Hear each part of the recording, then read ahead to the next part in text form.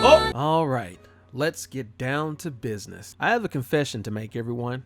It's something that's been a burden on my soul since the beginning. If there's one thing I've always wanted to do throughout my entire life was to make a man out of you. It's a philosophy that I've lived by since seeing the very first Mulan. The Mulan I remember, the memorable great characters like Mushu, Li Shang, the matchmaker, the cricket, Mulan's homeboys, I forgot their names too. The movie that came out now, it's not so good. Nor did it even need to get made in the first place. The movie on its own it's mediocre, but you expect it at this point. Even if the original Mulan did not exist to compare it to, it would be just boring aside from that. Mulan as a character is just boring to go with the general theme. You're going to be hearing that a lot here. Standard and run-of-the-mill, she's what I imagine eating Raisin Bran with bits of honey granola is like. It's mostly bland with a few glimmers of flavor here and there, but it's nowhere near enough. Anyways, Disney decided to go full girl power, and we got Mulan. You know that dumbass child prodigy shit that a lot of stories like to tell? Well, Disney was like, hey, well, shit, this works. And they decided to go with that. You know, the whole Mary Sue thing, basically what Star Wars limped to the barn with.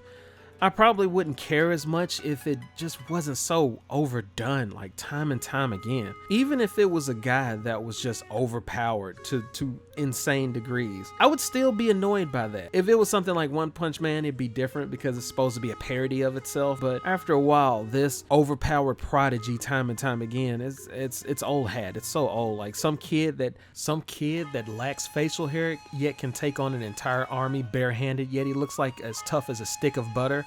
I'm over that cliche.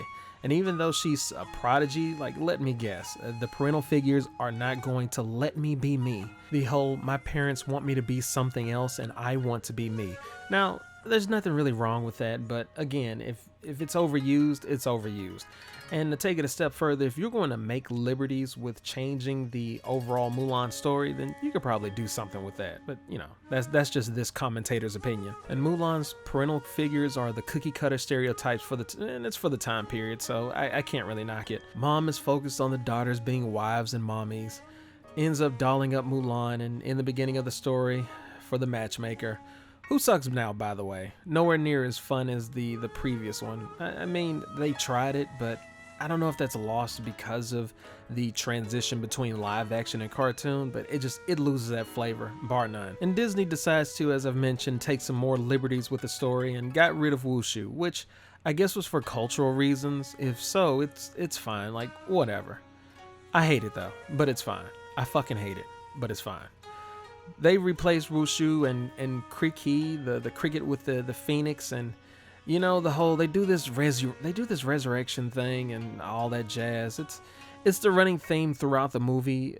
I think it wouldn't bother me so much if it didn't feel shoehorned and forced. Like, all of these remakes, they're definitely shoehorned in. They're definitely forced, and this doesn't break from that fine, great, lucrative tradition of just shoehorning shit in. Oh yeah, speaking of shoehorn, Disney also adds a witch. Yeah, I actually... You know, not sponsored. Witch is actually a pretty good shop. If Witch still exists in your area, I'm just like, it's like, where the fuck is this coming from? It just made me think about it because that's more entertaining than this movie itself. Witch, I'll get you if you can stomach where the meat comes from, get you a gyro and get it toasted. It's fucking phenomenal. Anyways, getting too far distracted. Anyways, with the witch, yeah, she's got this hot, mature thing going. I don't know, don't ask me why, it just does it for me. She's also a strong, independent witch who don't need no villainous man, the same as Mulan, being a strong, independent hero who don't need no husband, and yes, you know exactly the parallels that the movie is going to draw. Also, the witch is like murderous, like she murders like a lot of people. But she's sensible at the same time. I don't fucking know. And of course, it's not Disney if there's no extra cliches in there. She eventually does the "We're not so you and I are not so different." Then at one point, she even tells Mulan about her plans, and Mulan snitches on her, and the generals, along with everyone else, they're really stupid. But you'll pick that up if you decide to happen to watch this movie. I'm not going to spoil it for you, but the witch, as hot as she is to me, and she's actually a badass, she's a fucking idiot. And if you watch this movie, you will see why. You will know exactly when you hit the point of what the fuck, you dumbass. And I'm not sure if this is, and I guess, I mean, I can see it too. Like, I'm trying to be as fair as I can because I don't know the cultural significance of the previous Mulan and the current Mulan and how that fits into Chinese lore, because, you know, Disney loves to borrow. And by borrow, I mean make a huge profit on a story they didn't come up with. Another thing too is this movie seems a bit more graphic, yet still retains the Disney family-friendly safety model. Like, people get fucked up in this movie. Some of the archers are so fucking good here. It's hard to believe that they share the same company that stormtroopers share. It's family-friendly brutal at times, but not in a look away, Timmy kind of brutal. But it's still brutal. In one part, people in formations just get blown the fuck up, which was not expecting that. Not from a Disney movie. The story is very run-of-the-mill. Well, not kind of. It is actually just run-of-the-mill. It's the toast version of Mulan that's been charred a bit with death. Don't ask me where I keep getting all these food analogies from. Maybe I'm just extra hungry. A lot of stupidity happens in the movie to push the story forward, where some simple, yet just simple, longer explanations can save a whole lot of time and effort. For instance, with that matchmaker, there's one scene where... This is so stupid. There's one scene where there's a spider that comes down from the ceiling during Mulan's matchmaking practice for her husband, and instead of just saying, look, there's a spider right there, Mulan tries to stop the spider, and she doesn't even say why. Like, it makes no fucking sense. Like, what the fuck? And take it a step further, the brain-dead matchmaker blames Mulan for her house being messy enough to attract bugs for a spider to come and set up shop in the first place. Sounds like you're a slob, lady. But I guess all's well that ends well on that, since Mulan didn't want to be a housewife in the first place, thereby upsetting conservative Twitter. Oh yeah, and I forgot, a war with the witch lady and the not Hans. The witch and her group take out various posts in the movie in the kingdom, and the emperor sends a decree to all families to raise an army to stop this from happening. Mulan's dad enlists, causing Mulan to take his place and run away to the army with the horse you know from the first Mulan. This is where it kind of just goes somewhat back in line with the original movie. There's some know your place here and there, because, you know, strong independence needs a moral struggle. As with anything in life, once she gets there and they enlist, someone is a dick to her and she threatens to kill that ass. Like, no, she threatens to fucking kill somebody. That's an extra point in my book. Like, you shouldn't do that, of course, but Mulan wasn't playing. Mulan was like, we reserve the right to fuck you up. Anyways, the army that Mulan enlists in is painfully strict. You know, if you breathe wrong, then you'll get death. If you sneeze wrong, then you'll get dishonor. So, you know how it goes. Standard Chinese tradition. And then they eventually says, you know, we'll make a man out of you. Haha, meme. Haha, remember the song? Guys, remember the song? Smash like. They end up doing that without singing the actual song, which... pisses me off. Then there's a bunch of standard life lessons in there while she's in the army, and come to find out, Mulan, she's a surprise, she's a Dragon Ball character. Like, no, really, she's been hiding her true power level the entire time. She meets her friends at the camp, you know, the ones from the cartoon, and they're okay, I guess. They're nowhere near as funny as their cartoon counterparts, but, you know, it's a remake, so those expectations are drastically reduced at this point. A lot of the stuff that happened past this point it's pretty boring until they get on the actual battlefield. Some shit goes down, like some gruesome shit, like goddamn. It's still family friendly though. We still family friendly. Mulan ends up Hawkeyeing the shit out of like some soldiers towards the end, and that was pretty cool.